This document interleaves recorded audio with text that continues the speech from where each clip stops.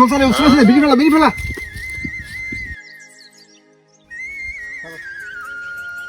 কি তারে তোরা এদিকে ডেলি কিটা করো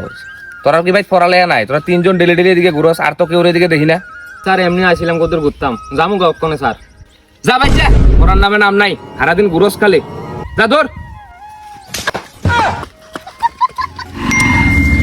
পুটকি মাছ রে উৎফল চালাইতেছে কি বাল আইছে উত্তল চালাই আমি তো বাল চাল ফাত্তা দিই ফাত্তা দিই না বাল চাল বাইগান কি রে তোরা এনো করে